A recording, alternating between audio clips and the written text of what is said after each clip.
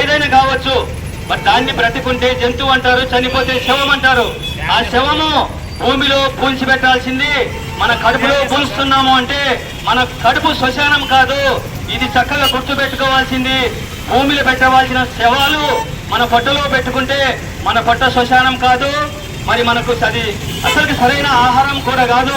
మమాత్మ సర్వభూతాత్మ అంటే మన లోపల ఉండే జీవము, ప్రతి జీవిలో ఉండే జీవితం కూడా అందరూ కూడా భగవంతుని స్వరూపమే.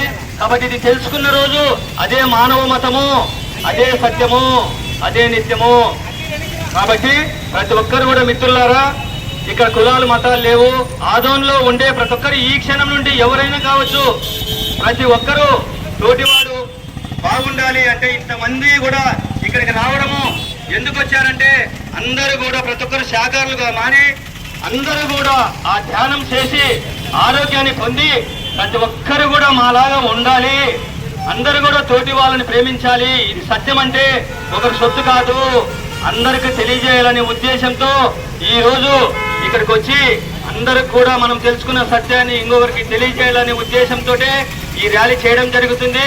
ప్రతి ఒక్కరు కూడా ఈ భూమి మీద సహకారవంతులు కావాలి, అందరూ కూడా ధ్యానులు కావాలి, అందరూ కూడా ఆరోగ్యవంతులు కావాలని చెప్పే ఉద్దేశంతో ఈ రోజు ఈ ర్యాలీ చేయడం జరుగుతుంది.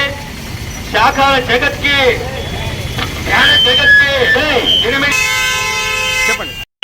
హిమాలయ పర్వతాలలో ఏముంది అంటే గొప్ప గొప్ప మహానుభావులు, ఋషులు, యోగులు మరి ధ్యానము తపస్సు చేస్తూ ఈ భూమండలం అంతా సుభిక్షంగా ఉండాలని ప్రతి ఒక్కరూ సాధన చేస్తూ ఉన్నారు. ఒక పక్క అంటే ఈ భూమండలంలో 84 లక్షల జీవరాశులు ఆనందంగా హాయిగా జీవించాలి.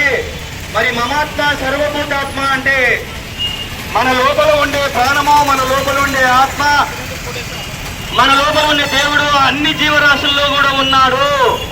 కాబట్టి ఏ జీవిని మనం హింసించరాదు అని చెప్పేసి మనతో పాటు అన్ని జీవరాశులు కూడా భగవంతుడు సృష్టించింది అని చెప్పేసి మన భారతదేశంలో ఎంతో మంది తపస్సు చేస్తూ ఈ రోజు దాన్ని తెలియజేస్తున్నారు. ఒక పక్క మహానుభావులు, ఒక పక్క మన గవర్నమెంట్ కూడా ఒక గుడ్డు నుండి మాంసం తింటే 159 రకాల జబ్బులు వస్తున్నాయని చెప్పేసి మన గవర్నమెంట్ కూడా, ఆరోగ్య శాఖ కూడా వెల్లడించడం జరిగింది.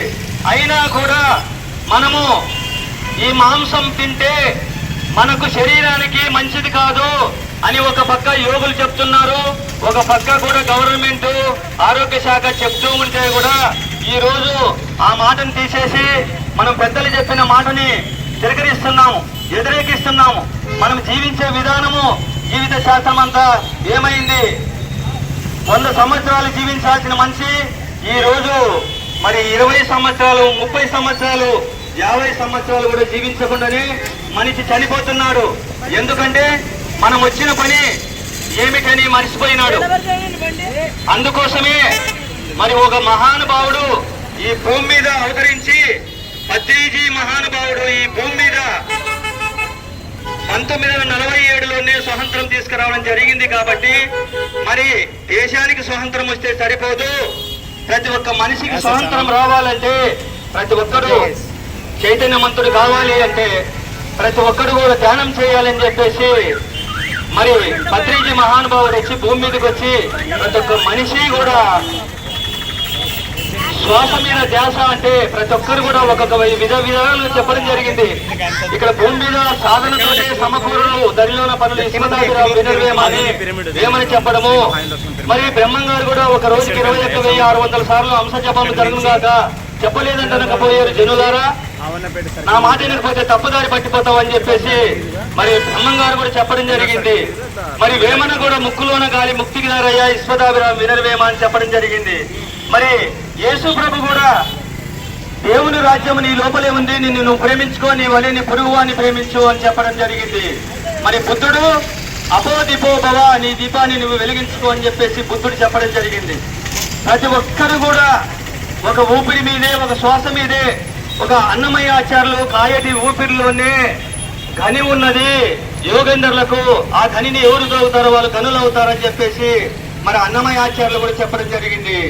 ఎవరు చెప్పినా శాస్త్రం ఒక్కటే, సత్యం ఒకటి, ఈ భూమి మీద ప్రతి ఒక్కరు కూడా ఆరోగ్యంగా ఉండాలి అంటే ప్రతి ఒక్కరు కూడా 24 గంటల సమయం ఉంది మిత్రులారా.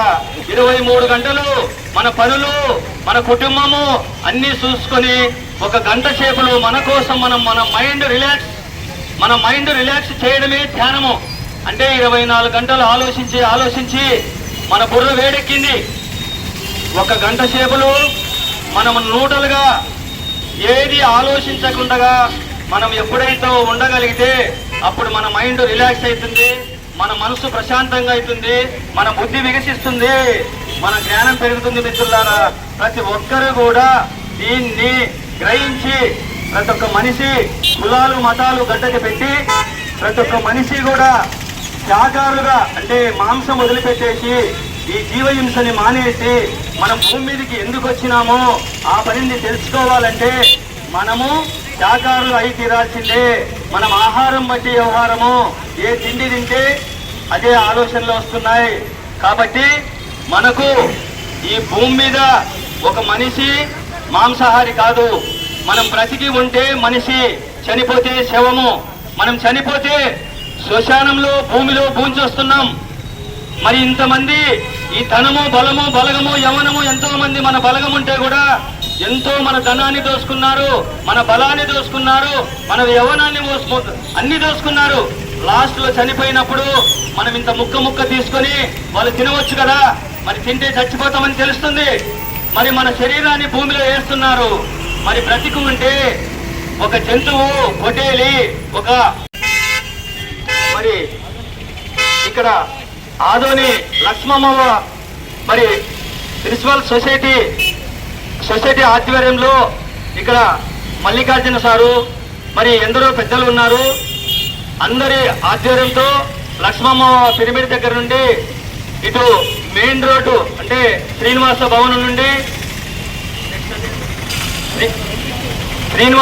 నుండి మరి 1 టౌన్ 3 టౌన్ మొత్తము టోటల్ గా మన టౌన్ మెయిన్ ఎక్కడెక్కడ ఉన్న సర్కిల్ అంతా ఈ పట్టణానికంతా ఇది అందించాలని ముఖ్య ఉద్దేశంతో మరి ఆదోని లక్ష్మమ్మ పిరమిడ్ ఆధ్వర్యంలో మరి ఈ కార్యక్రమం మొదలు పెట్టడం జరిగింది.